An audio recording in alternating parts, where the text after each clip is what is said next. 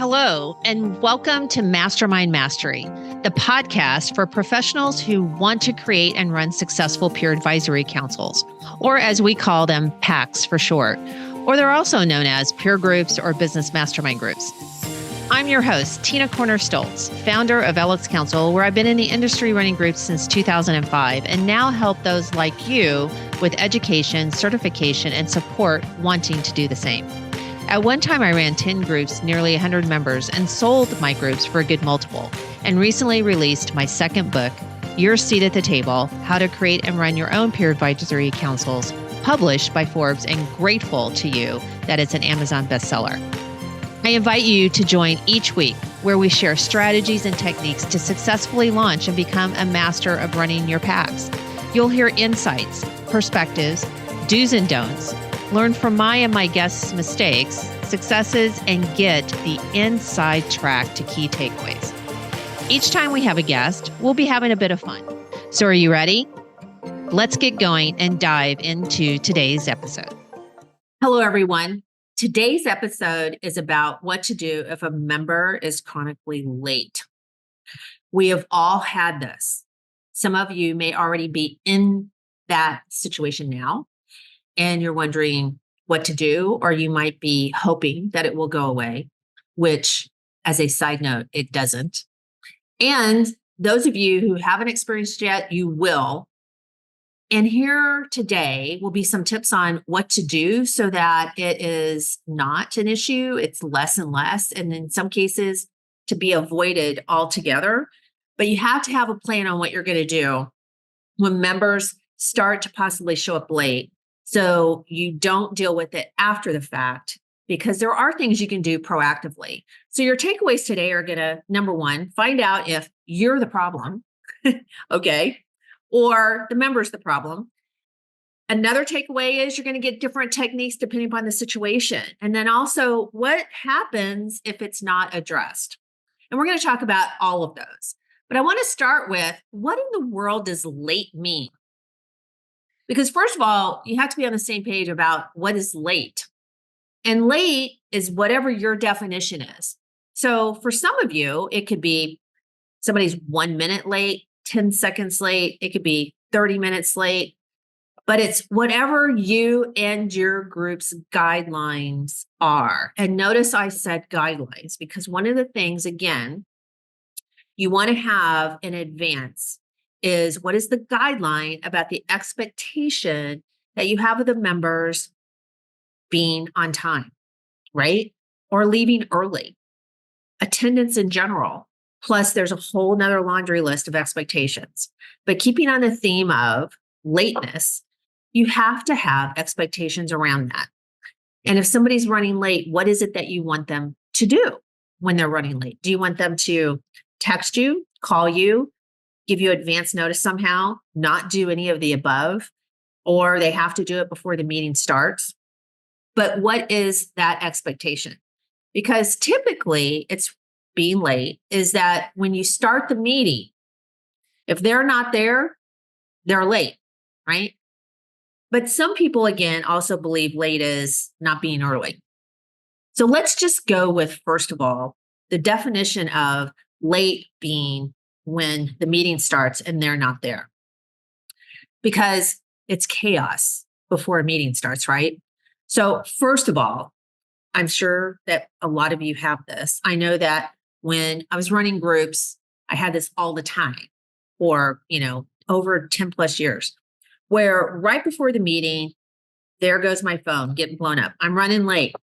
Oh, I have this situation. I'll be there soon.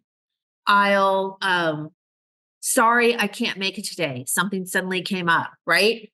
I call it the chaos before the meeting, and it's normal, but it's always the last minute, the last 30 minutes before you actually start the meeting.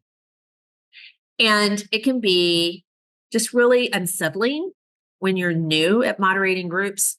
So first of all, no, it's just going to happen. It's the way it is, especially if you're running CEO, business owner groups, because it's just normal. They have some last minute stuff that maybe they can't control in order to be at the meeting or to be at the meeting on time.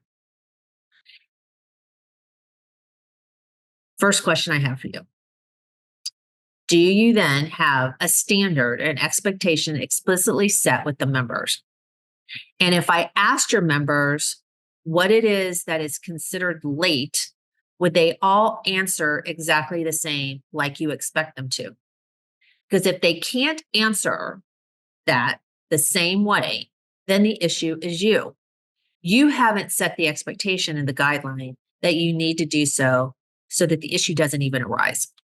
So that's number one. Have you set the expectation? Can you emphatically say it's part of your guidelines and expectations? And that every single member understands what being late looks like. If not, you know that is your next step. But second question, are you starting on time? Because if not, then the issue again is you. You can't expect your members to be on time, not late, if you're late. Now, your defense might be, Tina, they're not here, so I don't want to start. So I'm only not starting the meetings on time because they're not here on time. Well, two wrongs do not make a right in this scenario. Okay. And you will get, as far as best practice from so many moderators out there doing this, that you have to start on time, regardless if everyone is there, regardless if you're just missing one person, regardless if you have a speaker and they're supposed to start off and they're not there, doesn't matter. You have to start on time. Why is this so important? Like, why is this so important? Is it important because, first of all, you model behavior. If you're late, they're going to be late because they think it's okay. And you set the tone. If you're not really serious about starting on time, why should they be serious to start on time? So you have to be on time for them to be on time. That's number one. Number two, if you give an inch, they take a mile. You should know that by now, right? Kind of on time, more to being late. And it's a function of respect and commitment. I will tell you kind of a story of a center of influence that was consistently always late, drove me crazy. I worked hard to always be on time for the meetings. But yet she was always late for the meetings. And I don't mean by a minute. It would be 5 minutes, 10 minutes, 20, to the point I'd be like, are you coming? Did you forget? But she's extremely successful, very highly regarded in the community, actually just very visible in the community, lots of awards, all kinds of things like that. But she was always late.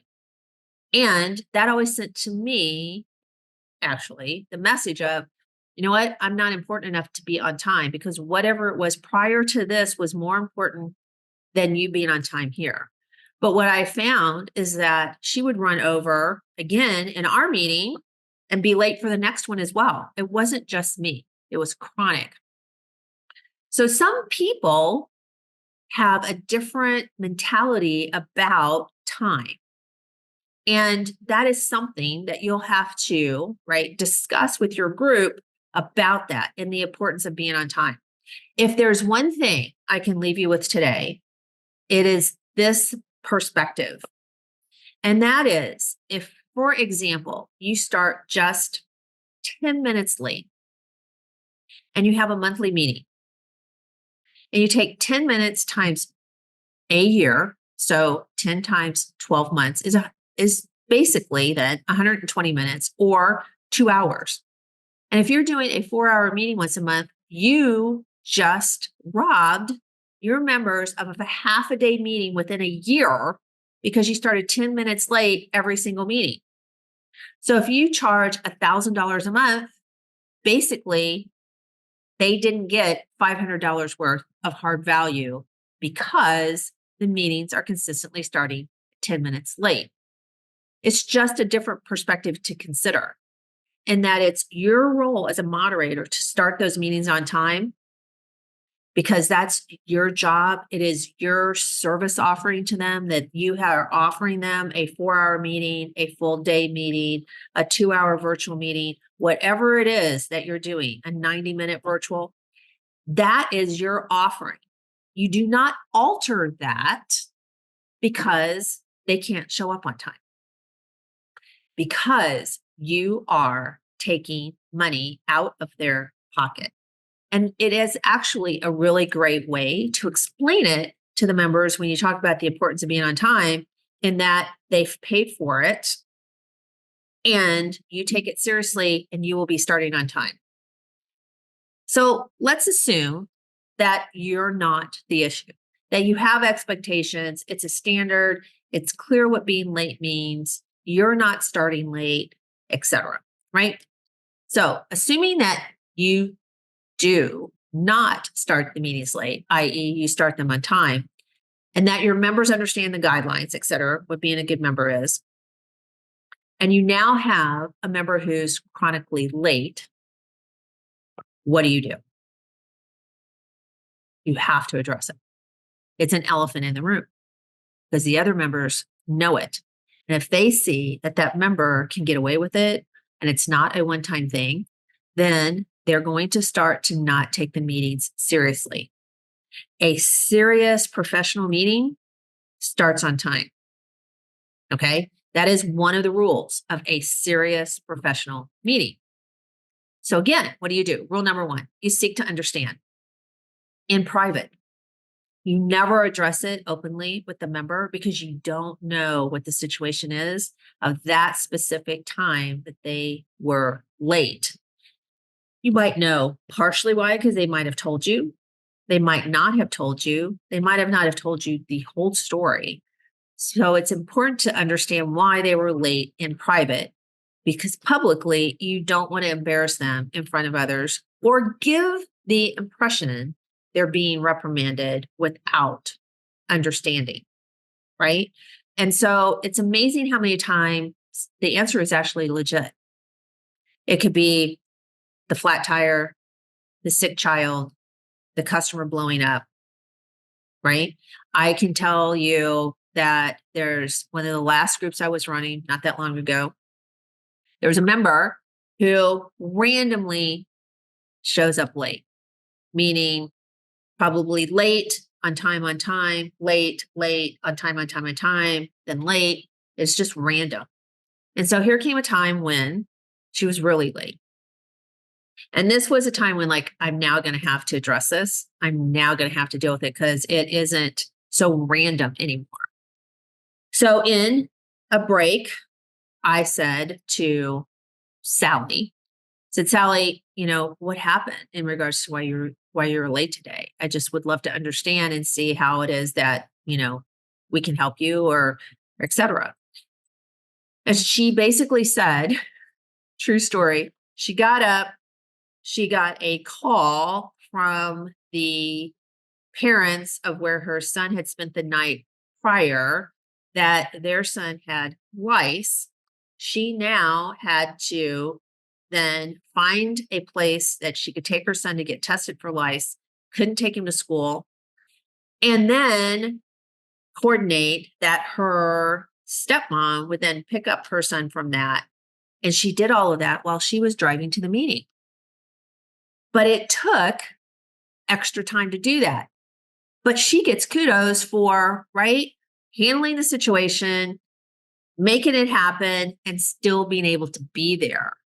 So wouldn't that count for something? It counts for a lot, because when the members all understood that, she actually was favorably looked upon, instead of possibly on the other flip side, there's Sally again late, just thinking that she's just not making the effort.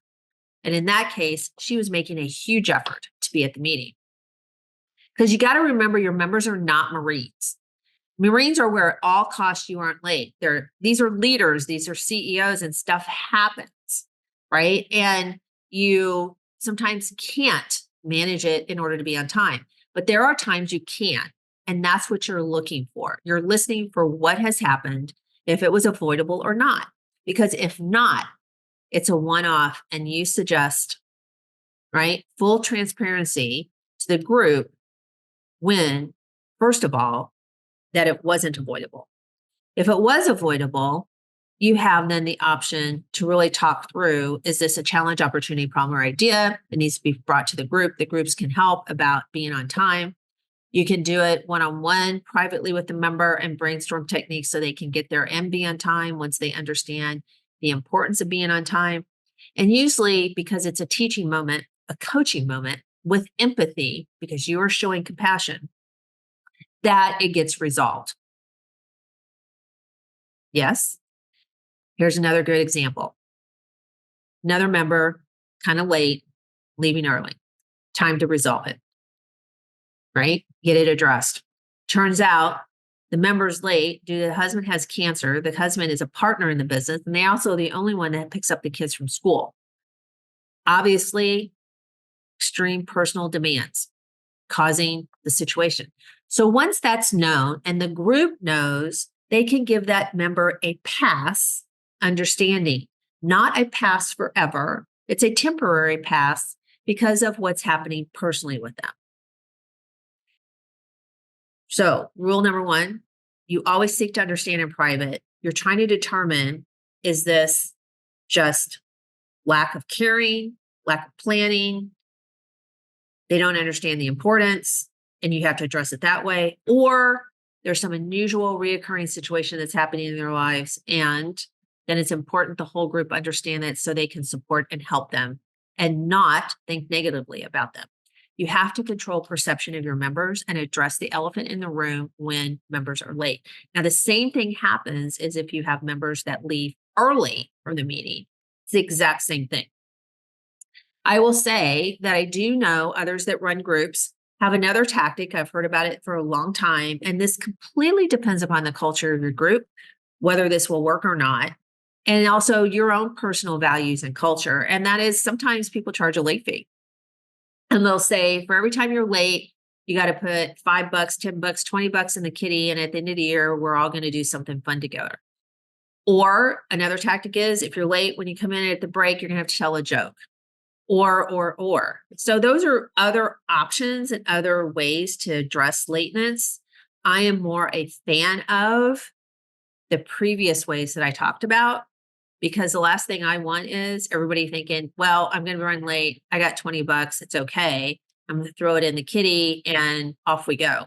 It doesn't address perception, and it doesn't address that it's actually not okay to be late for real unless it's unavoidable.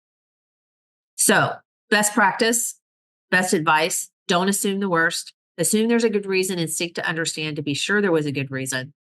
And be sure you have guidelines in place and the members absolutely emphatically know what those are about being on time and the importance of being on time. So hopefully this is helpful. Hopefully any of you that are procrastinating having this conversation because it's not a fun one, that you realize that it can be not confrontational. It can be very supportive, empathetic, and come to a great place where you understand that going forward, your member will either be there on time, or if they cannot be, then it's something that's temporary and you know that there is a good reason why, and you can address it differently. All right. Thank you everyone for listening to another episode of Mastermind Mastery. And until next time, go make it happen. Hey, moderators of peer groups. Thank you for listening to today's episode. To get access to show notes and exclusive content and resources, go to tinacornerstolz.com or www.lxcouncil.com, where you can also become part of our online exclusive community. Attend our academy, where there are over 13 modules of how to create and run a successful peer advisory group, mastermind group, as well as free resources, white papers, checklists, and more. And you can even contact me there as well. If this episode resonates with you and you know someone who can also benefit from listening, please share with them by taking a screenshot or post it on your social media. I also love reviews and appreciate hearing from all of you who are doing this wonderful work of running peer groups. Please tune in next week for the next episode of Mastermind Mastery. And I will close by sharing something my mentor did after every learning moment with someone he connected with. He reached into his pocket and he shared a shiny pebble with anyone he passed knowledge to and asked them to forward that pebble knowledge on. Now, I encourage you to pass on a pebble, the takeaways you learned today, to either your existing groups or fellow peers. Now, go make it happen.